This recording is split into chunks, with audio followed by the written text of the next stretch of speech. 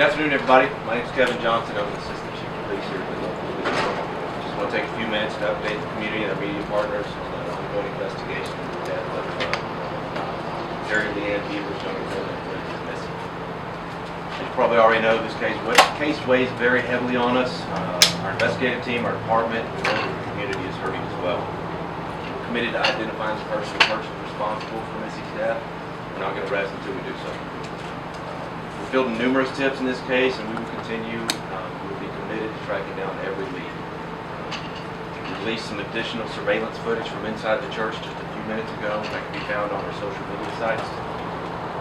We really do believe that somebody still knows that this person is out there. Somebody knows who this person is. They haven't yet come forward. We're convinced of that, and we ask the public to analyze the footage once again, watch the mannerisms, the walking style of the suspect.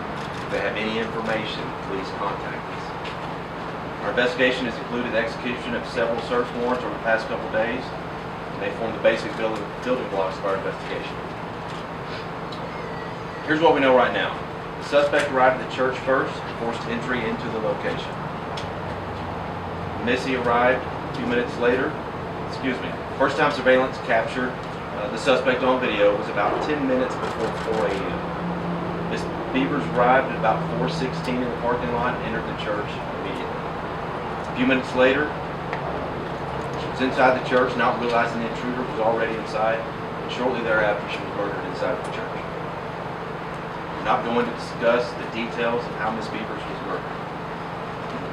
Our communications center received some calls to 911 at about 5 a.m. reporting the incident to Midlothian Police Department. I want to reiterate that our top priority is finding Missy's killer. Again, want to appeal to the public that no matter how insignificant they feel that a tip might be, that they please do reach out to us. Oftentimes that's just the breaking case we need. Somebody thought was small, turns out to be significant. We've established a hotline for tips, and that number is 972-775-7624. Oak Farms Dairy has also partnered with us and offered up a $10,000 reward for information leading to the arrest or indictment of Mrs. Gilson. Collaborating with multiple federal partners, neighboring jurisdictions, we have a competent squad of investigators sifting through all the incoming leads. Those agencies have provided an overwhelming outpouring of resources and personnel. So one thing I want to tell our community is that we are still here and available to provide our normal emergency public safety services. So don't hesitate to call us if we have any community that we have a need for certainly capable of continuing that service. Also, a thank you to our community. The outpouring support has been tremendous, and we do appreciate that. It has been all over us. That being said, I have a few minutes for questions. Have you identified any suspects or persons of interest? We're working through a list. Right now, we haven't included or excluded anybody necessarily. Are you closer to a motive? Was it burglary? We are not getting closer to it. The suspect in that video is carrying something in this latest clip. Do you know what that is? That's correct, and I think we previously indicated that there were some various tools found around the crime scene that we're analyzing. Do you believe it was the murder weapon? I'm not going to speculate just yet. We don't know. So, I'm not going to release that information as to the specifics of how Miss Bevers died. You released that new video. What, if it's new, what do you want the community looking at in that new video? It's just additional footage of the suspect moving around within the church. We're just hoping that somebody will see something that piques their interest and spurs their memory so that they may make a connection to somebody that they know and they can provide us that tip. Also showing the suspect swinging or something, right? That's correct. And I think you'll see that on the new video, correct? Why is that on there? There was various damage done throughout the church.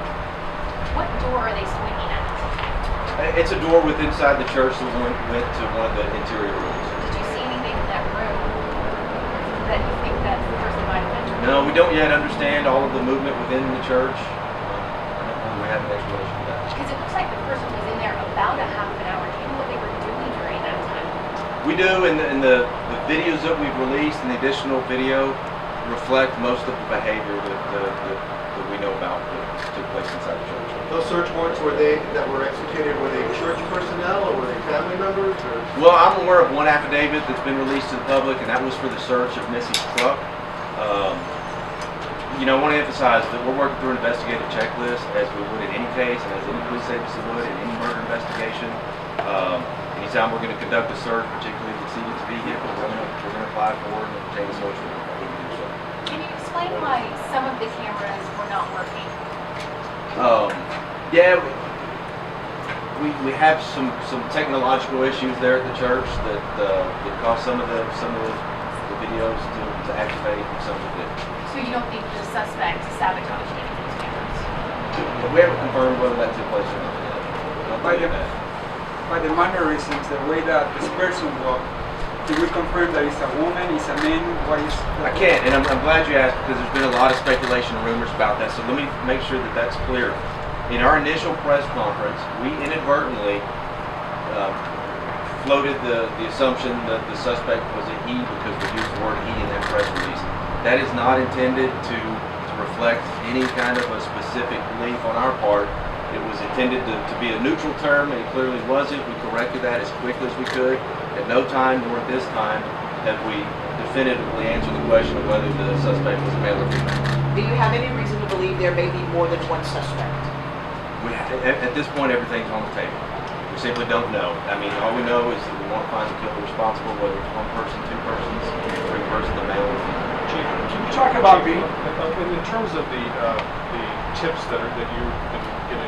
Can you characterize whether they've been helpful, or can you talk in general about those kinds of leads?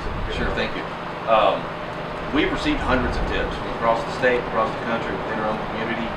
The vast majority of those complaints, the vast majority of emails, the vast majority of Facebook commentary and Facebook messages to our department are opinions as to the gender and opinions as to the gait and what that may indicate from just a common sense observation standpoint. We have received some tips that we feel like are actionable, and we're jumping on those as quickly as we can to follow them up. Have you been able to confirm that her husband was in fact in Biloxi, Mississippi at the time of the murder? We're taking steps and working closer to an absolute confirmation, but so far the husband has been completely compliant with our Can investigation. you talk about being overwhelmed by the interchange of tips? It's a small department. What's the difference? Sure, it is overwhelming, and while I don't want to discourage, small tips, I can say at this point, any more opinions or speculations as to gender or opinions or uninformed opinions about the gait or the potential injuries or potential maladies that the suspect may suffer from aren't particularly helpful. Having said that, reiterate, I don't want to discourage the tips, hoping that somebody has some specific information that cues their memory. But as far as speculation and tips or opinions, at this point, they're not particularly helpful. How restless is this community since this crime happened? I can tell you that if we had indication that made us feel strongly that the community was at further risk, we would take steps to reduce that risk the best that we can. Obviously, the killer's still out there. We're well aware of that. I'm sure that everybody's concerned. The community's hurting. Everybody just wants Mrs. Dillon to be caught. Do you believe the suspect is still in the area, or how wide is the net? I mean, in terms of looking for this person? I don't know that it'd be wise to comment on how wide a net we're casting in the investigation. I just don't want to get any information out that might jeopardize the investigation subsequently. I can tell you we're casting a wide net. We're casting it everywhere where we think we might possibly recover leads. Why is the ATF involved? Well, with the attention that the case has gotten, we've had a lot of offers of support from our law enforcement partners. We've taken up every offer that's been received. Who all are you working with? I'm sorry? Who all are you working with? So we're working with some local municipal agencies. We're working with the Federal Bureau of Investigation, the ATF, and the U.S. Marshal's Office. Why is the FBI involved? Because they offered to help and we needed the help. They have a large amount of resources to help better manage all the incoming information and investigative efforts.